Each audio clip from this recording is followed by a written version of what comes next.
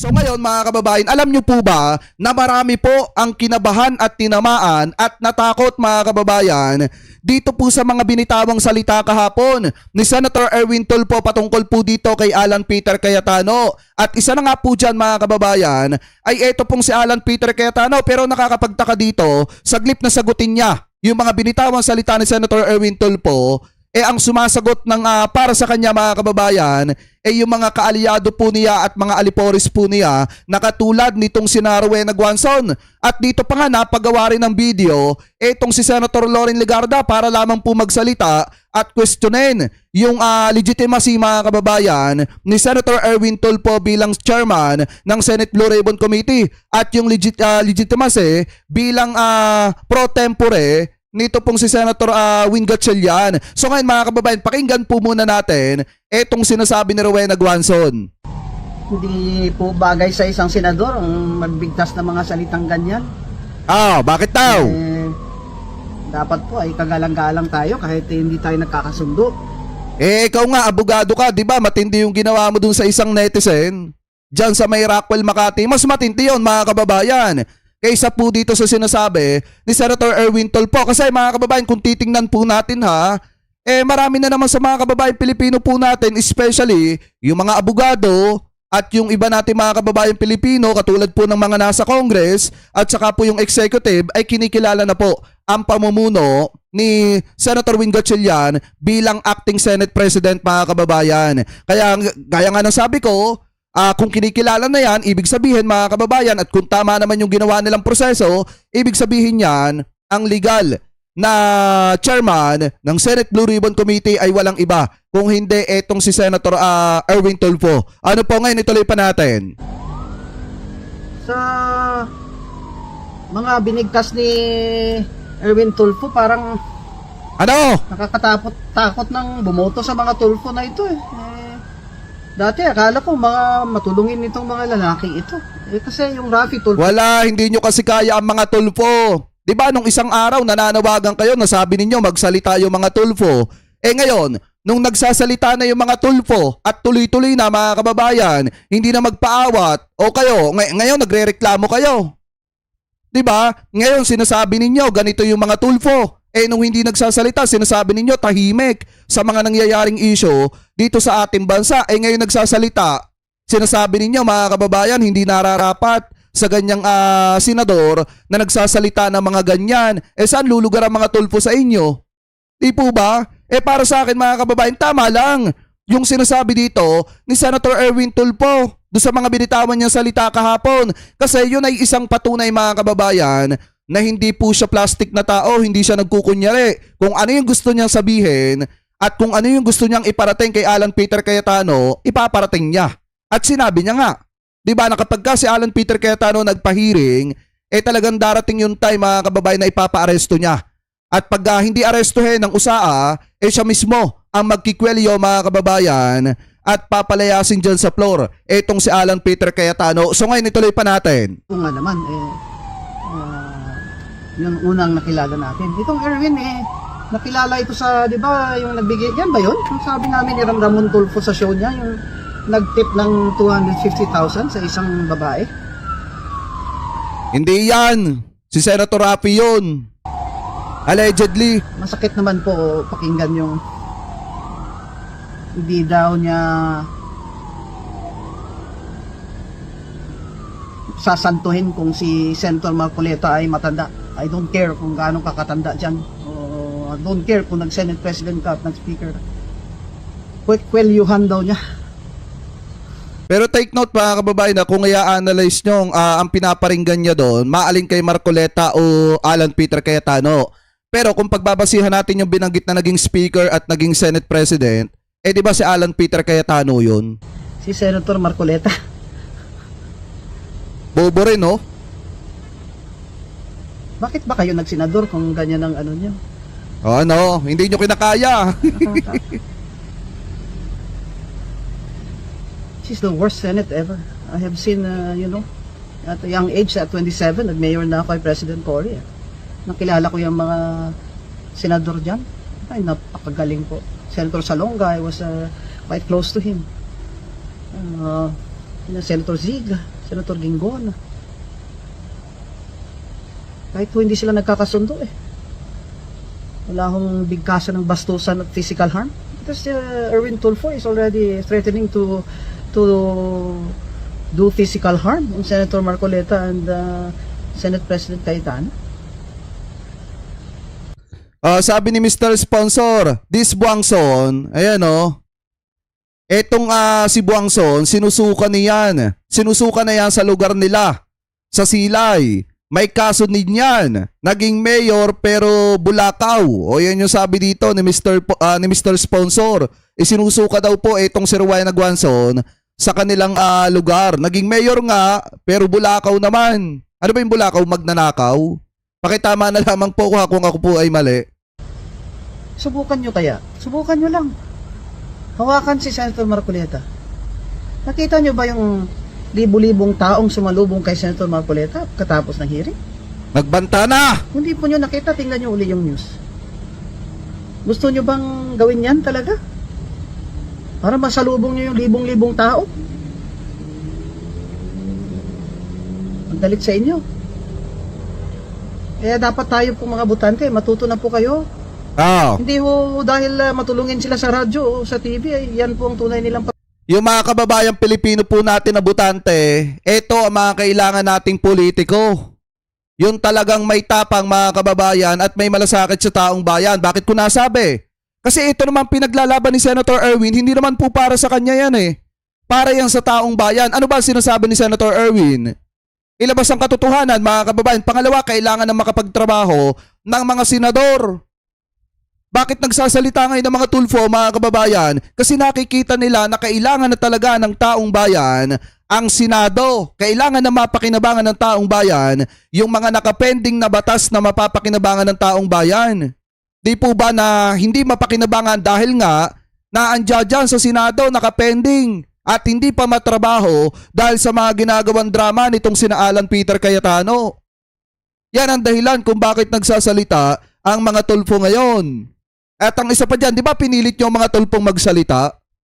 O ngayon mga kababayan na ipinaglalaban ni Senator Erwin Tulfo na siya ang legitimate na chairman ng Senate Blue Ribbon Committee at may karapatan siya magpahiring sa Lunes, kinakabahan kayo at kanya-kanya kayo ng gawa ng mga video at sinasabi ninyo na etong si Senator Erwin ay hindi legitimate na chairman at walang karapatan. Di ba mga kababayan? Kasi nga, ayaw nilang matuloy yung hearing sa Lunes. Kasi magkakaalaman Lalo na kung a-attend pa yung 18 nagpakilalang dating miyembro ng Marines. Yung kasinungalingan nun, lalabas lahat yun sa Lunes. Pagkatao, dapat si Erwin Tulfo ay mag-apologize. So kay Senator Marcoleta at si Senate President Cayetano. Kung hindi po niya alam na mali yung ginagawa niya, his older brother, Senator Rafi Tulfo should... Ikaw nga, di ka nga nag-apologize do sa minurat nilait mo sa Rockwell, Makati. Diba? Alam mo, eto kasi ang problema mga kababayan. Ang galing niya magpayo sa iba, ang galing niyang pagsabihan yung iba na mag-public apologize doon po sa ibang tao. Ang galing niyang payuhan si Senator Erwin Tulfo, pero siya hindi naman niya ginawa. Diba matindi yung ginawa niya doon sa isang netizen mga kababayan sa Rockwell, Makati, yung nilait-lait niya porkit walang Rolex at saka Gucci. Diba dapat ikaw nga una nagpa-public apology dyan? Since ikaw ang nagpapayo ng ganyan, dapat ikaw ang nagiging unang sample niyan. Biruin nyo, natapos na lahat-lahat yung issue, hindi man lang siya humingi ng pasensya doon po sa mga nilait niya na yon. Diba? Kaya anong karapatan mong payuhan si Senator Erwin Tulfo kung ikaw mismo hindi mo nagawa sa sarili mo yan? Di po ba mga kababayan? At ito pa, ang ginawa ng mga DD-shit nung nagsalita si Senator Erwin kahapon na kung saan nagbabala dito kay Alan Peter Cayetano at dito kay Marcoleta na kapag ka nagpahiring ulit mga kababayan ay ipapa-aresto niya ito at kung hindi arestuhin ng USAA ay kakalad ka rin. Kikwelyohan niya palabas mga kababayan ng hearing. Ngayon, may ginawang imbento na kwento yung mga DD-shit at ang isa ng kala nila ay ito pong si Senator Robin Padilla. So sabi nga dito mga kababayan sa post ni Jingdes Regalado, ito po ata ay DD-shit. Sabi dito, breaking news. Senator Robin Padilla versus Senator Erwin Tulfo. Pakita mo ang tapang mo, Erwin Tulfo. Sige, subukan mo. Ito ang unang bibigwa sa'yo. Yan yung sabi dito. Abangan natin to. So ngayon mga kababayan, sabi dito, quote and quote, eto ha, try me. Unahin mo ko kung talagang matapang kang hinayupa ka. Ang taong matapang, hindi ngawa ng ngawa.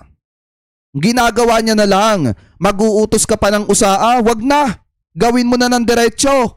Kwentuhan mo na agad, tapos isama mo ako. O kwelyuhan mo na agad, tapos isama mo ako. Dahil kung magpapatawag man ng hearing ulit si SP Cayetano, tiyak 100% dadalo ako, sabi ni Robin Padilla. Pero mga kababayan, yan po ay fake news. Yang kumakalat na quote-in-quote na yan kasi naglabas po ng pahayag kanina itong si Robin Padilla at ayon po sa kanya mga kababayan, ito basahin po natin ha, galing po ito sa Philippine Star. Sabi po dito, wala po akong kaaway sa Senado. Senator Robin Padilla talked to social media to clarify that he has no enemies in the Senate. Kadugtong po ng aking pananampalataya ang unang pagbati sa lahat ng aking mga kasama sa plenaryo, maging sila'y kontrapartido, ang paggalang ko sa lahat ay inaasahan ko ng paggalang din nila. Ang Senado ay lugar ng debate at katwiran, hindi mga kababayan daw ng gulo. Ano po, yun yung sabi ni Senator Robin Padilla. So ibig sabihin, yung mga pinapakalat ng mga DD-shit mga kababayan, saglit na hayaan na lang ni Senator Robin Padilla kasi mga kaalyado naman niya, binigyan niya ng kaliwanagan at sinasabi niya sa madalit salita na wala siyang sinasabi na mga ganong klase ng bagay. Tanging yung mga DD-shit lang na mga kaalyado nitong sinamark, wala yung signal natin. Yan. Okay na ba?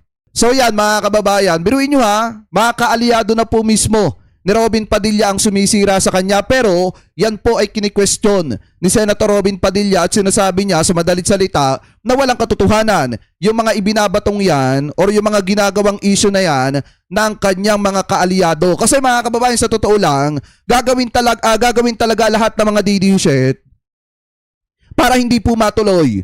Para hindi matuloy sa Lunes yung hearing ng Senate Blue Ribbon Committee. Kasi nga, pag yun talaga natuloy mga kababayan, automatic maliwanag naman nadadalo po, pupunta po itong si Congressman Alvarez at tatanungin.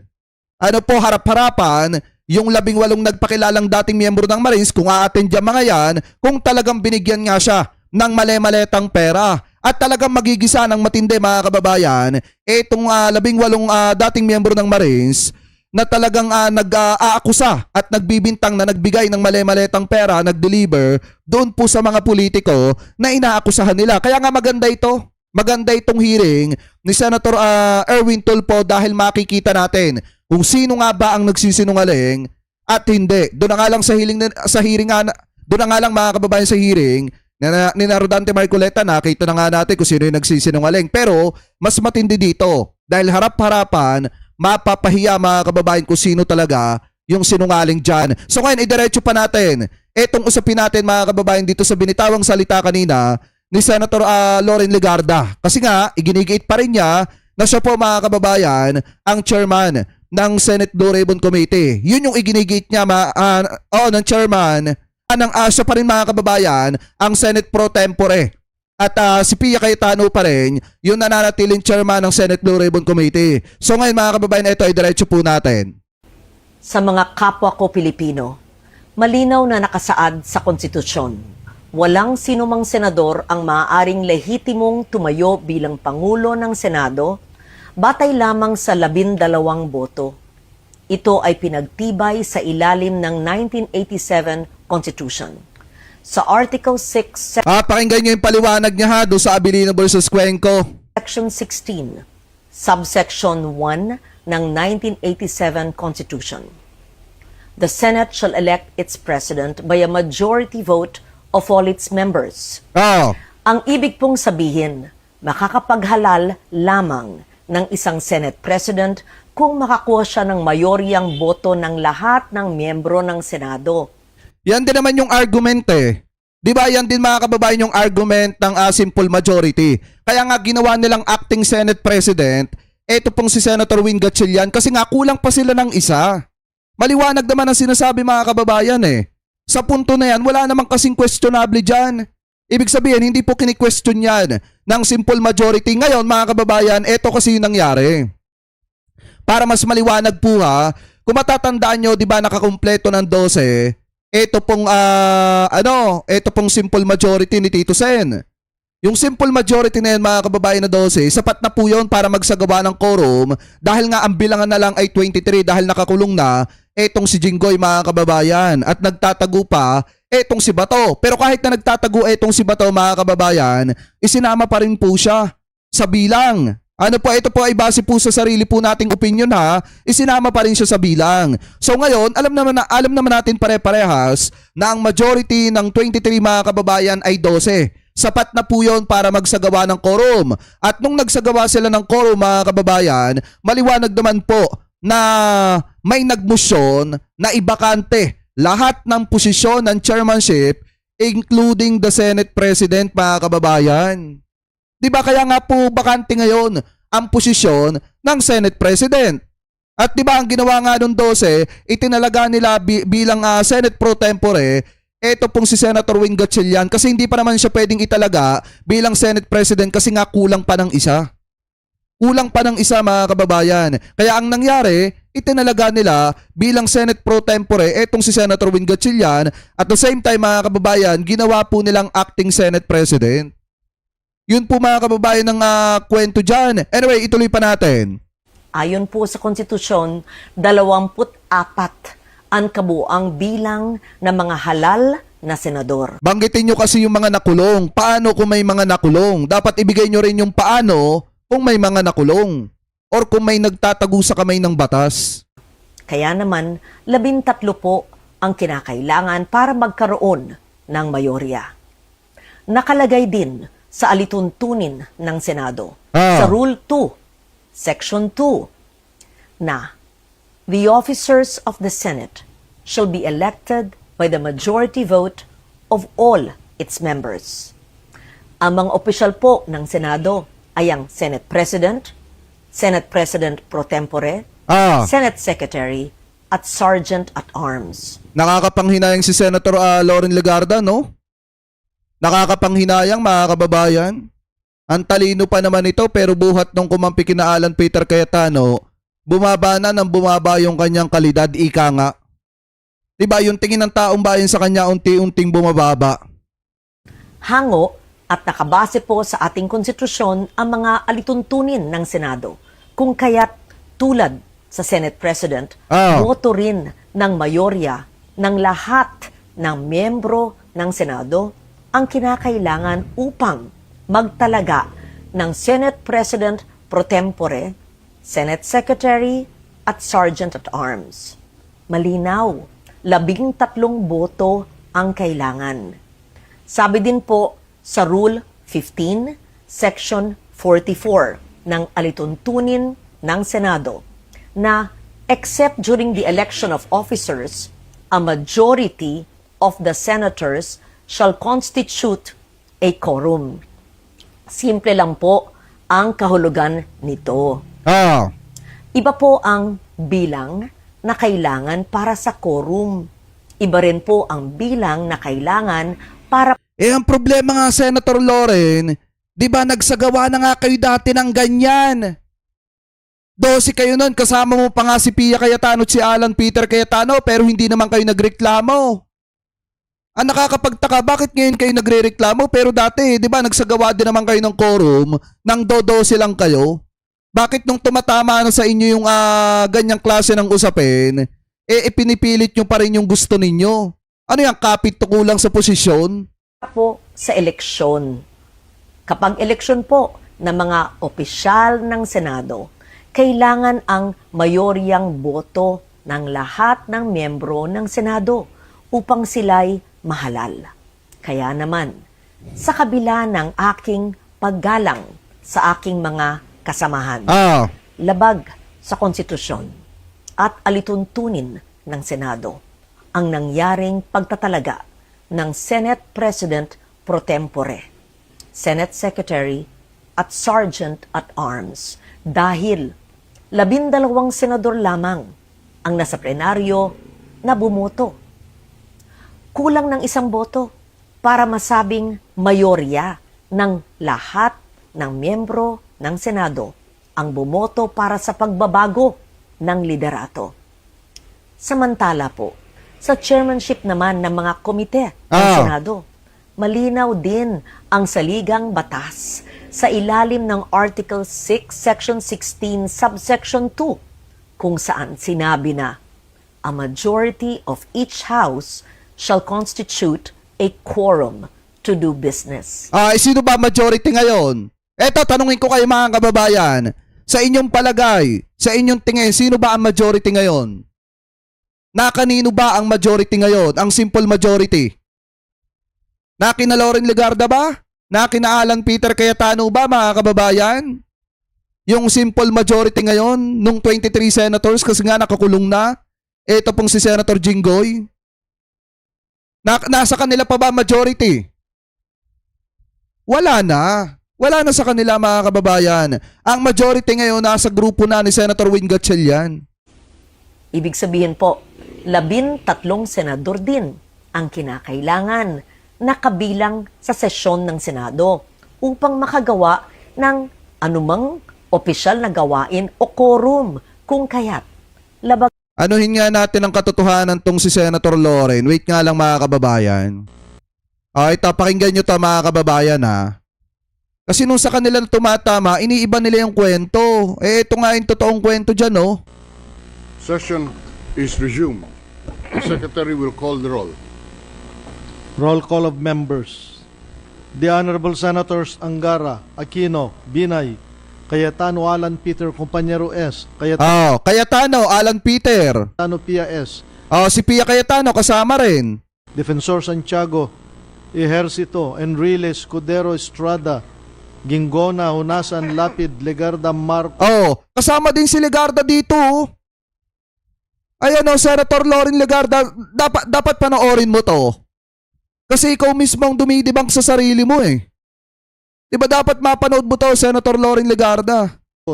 Smenya, Pimentel, Po, Recto, Revilla, Soto, Trillanes, Villar, Senate President Drilon. There are 12 senators present. 12 sila mga kababayan na present sa plenary session. The chair declares the presence of a quorum for the following reason. Out of the total membership of 24, there are 4 senators presently out of the country. And therefore, they are not counted as part of the quorum in accordance with the decision of the Supreme Court. There are 3 of our colleagues under detention and physically unable to attend our session. That leaves us with 17 available senators, out of which 12 are in the session hall, and answer the roll call. The chair therefore declares the presence of the quorum for the other. Diba 12 lang sila dyan, bakit nagkaroon ng quorum?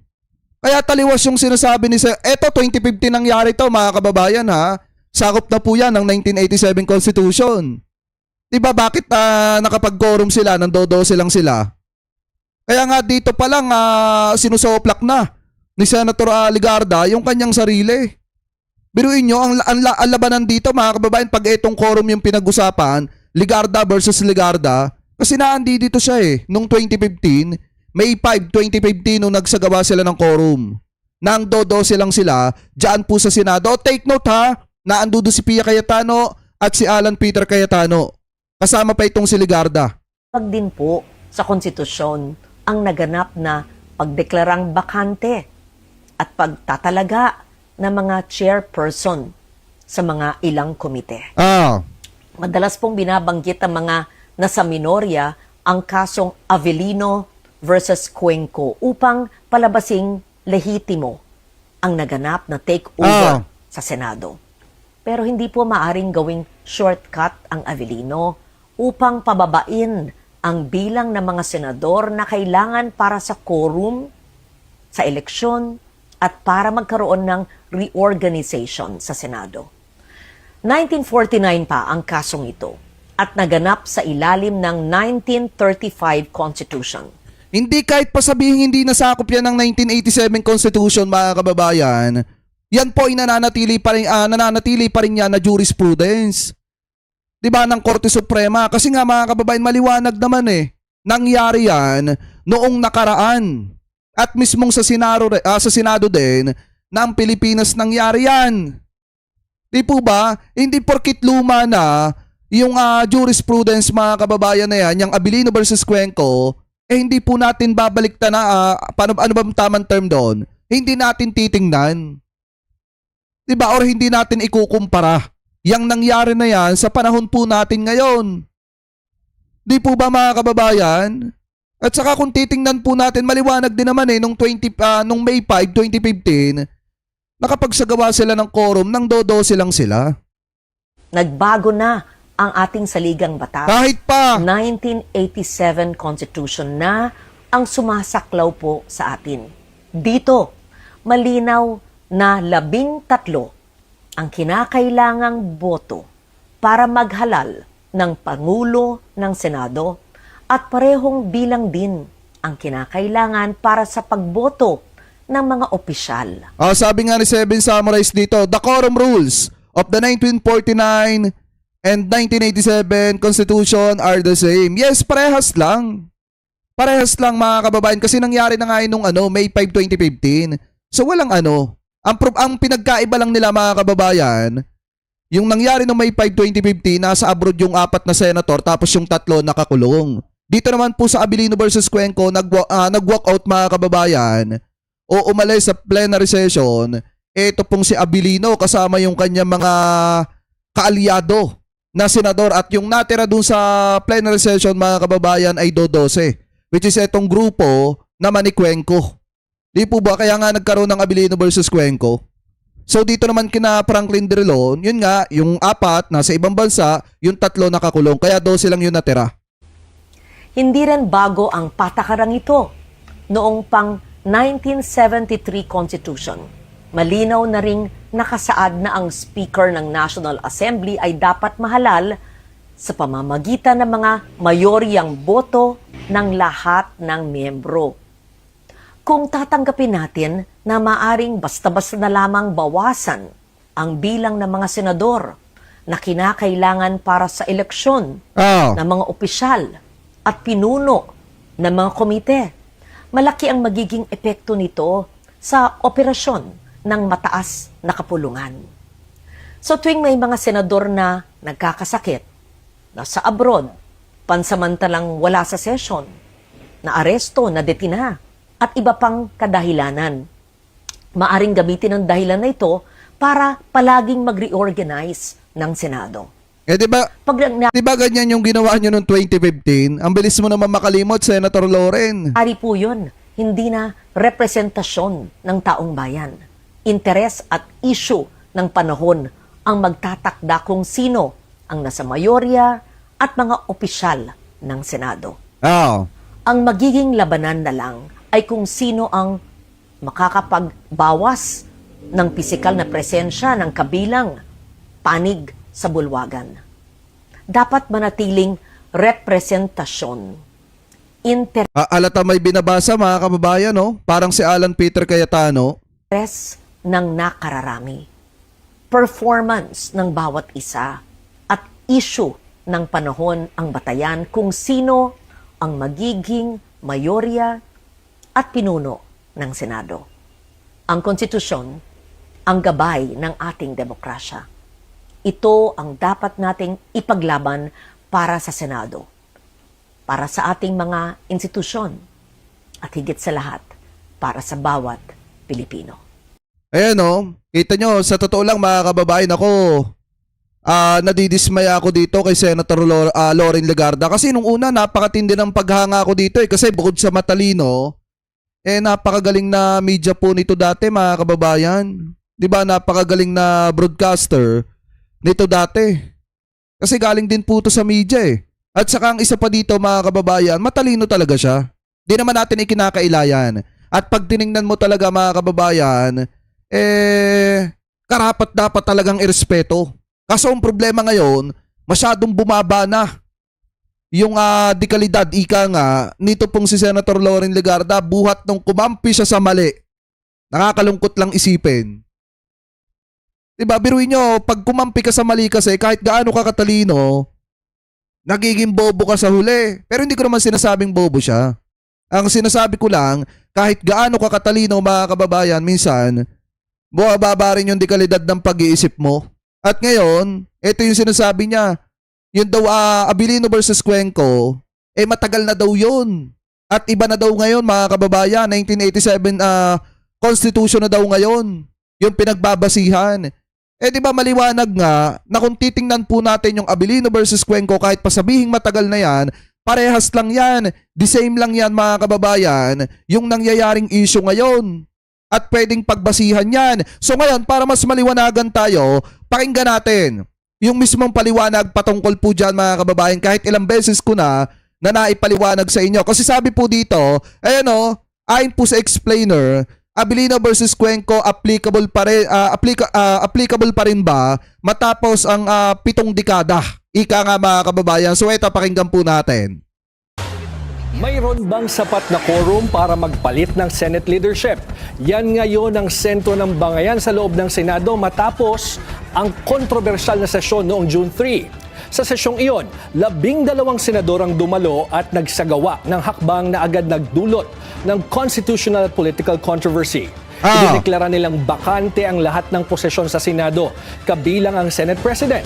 Pagkatapos nito, inihalal si Senator Sherwin Gatchalian bilang Senate President pro tempore kasama ang iba pang opisyal ng Senado. Pero hindi ito kinikilala ng kampo ni Senator Alan Peter Cayetano. Naninindigan si Cayetano. Kasi nga mga talunan Ganun talaga, pagka mga talunan nakapito ko, hindi marunong kumilala ng pagkatalo. Na siya pa rin ang lehitimong pinuno ng Senado dahil ayon sa kanyang kampo, walang sapat na quorum nung araw na yon. Dahil dito, itinuloy pa rin nila ang pagdaraos ng Blue Ribbon Committee hearing noong Huwebes sa ilalim ng kanilang liderato. Kaya ngayon, hindi lamang usapin ng politika ang pinagdedebatehan. Ang mas mahalagang tanong, may kapangyarihan ba ang 12 senador na magsagawa ng sesyon at magreorganisa ng liderato ng Senado?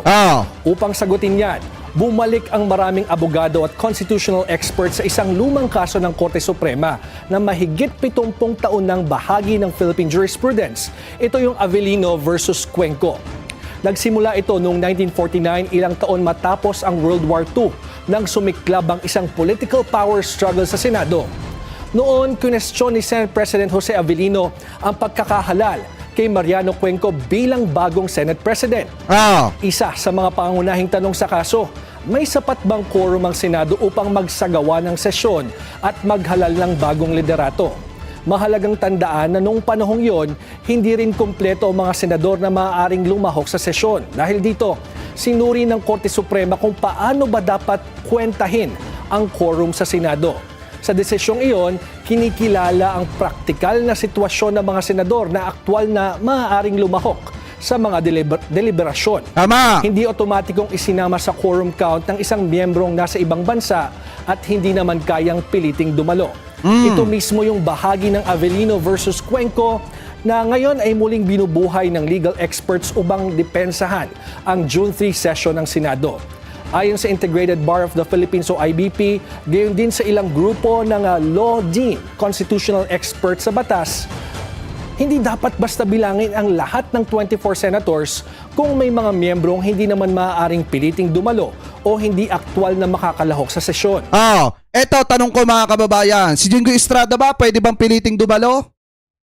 Makakalahok ba siya basta-basta sa mga sesyon? Hindi.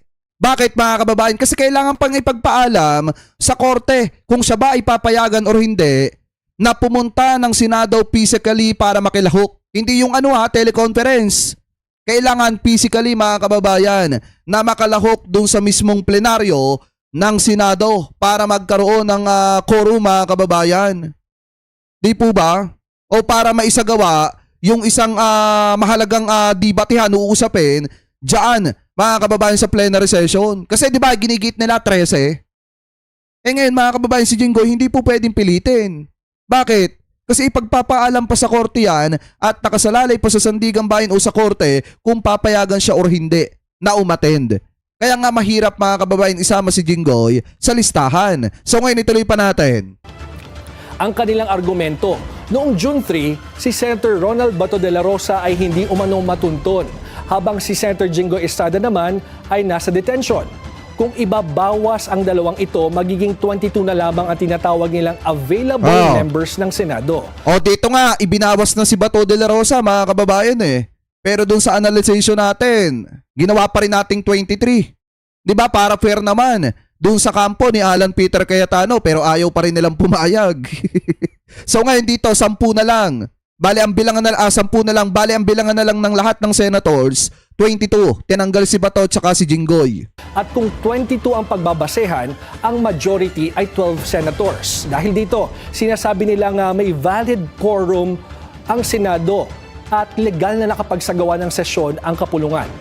Ayon naman kay Atty. Mel Santamaria, kapag may valid quorum na, maaaring i-waive ng Senado ang sarili nitong parliamentary rules kung kinakailangan. Tama! Sa madaling salita, maaaring isantabi ang ilang procedural rules upang hindi maparalisa ang institusyon. Samantala, ayon naman kay Attorney Benedict Nisperos, kapag may quorum na, may constitutional authority ang Senado na maghalal ng mga opisyal at ayusin ang sarili nitong organisasyon. Anya, hindi maaaring payagan na tumigil ang operasyon ng Senado dahil lamang sa hindi pagdalo ng ilang miyembro. Yan! Yan yung pinapahalagahan dyan mga kababayan. Ang wag maging paralisado ang Senado. Diba? Kaya nga kung titingnan nyo, kung pagbabasihan nyo pong maigi ha, yung mga nagsasalita, bukod sa magagaling na luminaries, mga magagaling na abogado rin at saka yung mga expert talaga mga kababayan sa ganitong klase ng usapin na halos iisa lang lahat-lahat yung sinasabi nila na talagang valid. Yung naging quorum mga kababayan ng kampo nito pong sina Senator Tito Sen at nito pong sina Win Gatchalian. Valid talaga yung ginawa nilang quorum mga kababayan. Anyway, tuloy pa natin. Ngunit, hindi lahat ay kumbinsido dito. Para sa mga kritiko ng June 3 session, malinaw ang nakasaad sa konstitusyon. Ang majority Yung kampo ni na Alan Peter Cayetano, ito yung ginigiit nila. of each house shall constitute a quorum. At dahil 24 ang senador, ang majority ay 13. Para sa kanila, walang probisyon sa konstitusyon na nagsasabing maaaring bawasan ng quorum dahil lamang sa isang senador na wala, nakakulong o hindi matunton. Ang ilan ding meron ding ilang nagsasabi na hindi dapat gawing pangunahing batayan ng Avellino versus Cuenco dahil iba ang sitwasyon noon at maaring hindi naman yun mismong controlling doctrine ng kaso. May iba pang nagsasabing kung sakaling may bisa man ng Avellino, limitado ito sa sitwasyon noong 1949 at hindi basta-bastang maia-apply sa current Senate. Sa madaling salita, dalawang pananaw ang naglalaban. Yung una, yung functional approach. Dapat bigyang kahulugan ng konstitusyon o yung konstitusyon to allow the Senate to continue its functions. Tama. At maiwasan ang institutional paralysis. At yung ikalawa naman, yung textual approach.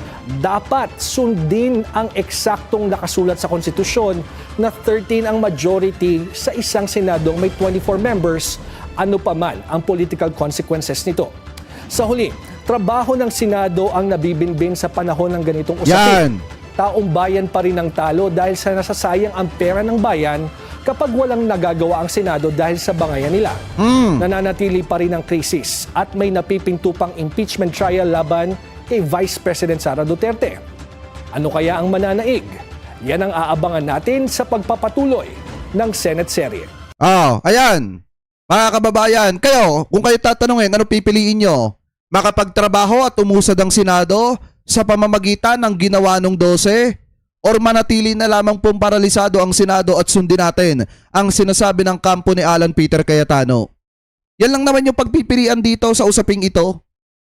Makapagpatuloy na makapagtrabaho ang Senado o sundin ang kampo ni Alan Peter Cayetano na ang ending at kababagsakan ay paralisado at hindi makakapagtrabaho ang Senado at puro bangayan na lang.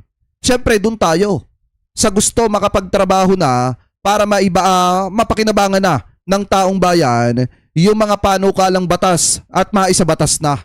Di po ba na makakatulong dapat sa mga kababayang Pilipino po natin? So ngayon, ang isa pa sa hinihintay natin at inaabangan natin ng mga nakaraang araw, yung statement po mga kababayan, nito pong si nito pong si Senator Chis Escudero kung bakit nga ba siya mga kababayan lumipat dito po sa kampo ni Tito Sen. Ano po, so ngayon ito, pakinggan po natin.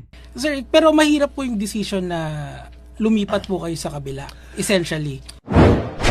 Ito.